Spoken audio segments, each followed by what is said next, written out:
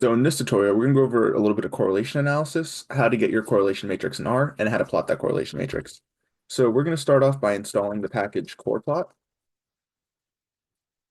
Now I won't run the line considering I already have it installed, and we can also library it in. Also won't run that. Now the first thing we're going to run is the data. So we're going to carry in iris here. It's data set I use a lot. I like it because it's built in. You guys can just type it right in.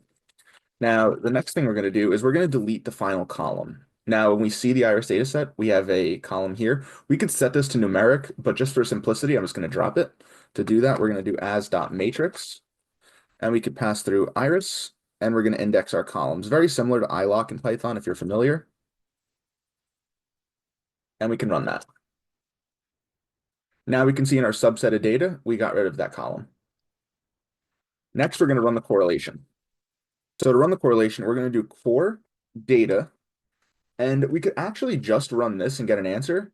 Some people like to choose a method, and those methods are typically either Pearson, Kendall, or Spearman. Now, Pearson's the default, so just to type it out, I'll show you. It doesn't change anything, but we could pass it through here if we would like. After running this, we can come up here to our correlation matrix, and we can see exactly what our correlations are. Lastly, all we have to do is just plot it. So we can do Corrplot and correlation. And just like that, we can see we have our plot here now. And the larger the bubble, the larger the correlation. We could customize this all we'd like. As you can see, Corrplot does have a lot of options. But for now, we're just going to go with the basics. And that'll be all for our correlation analysis and introduction to Corrplot.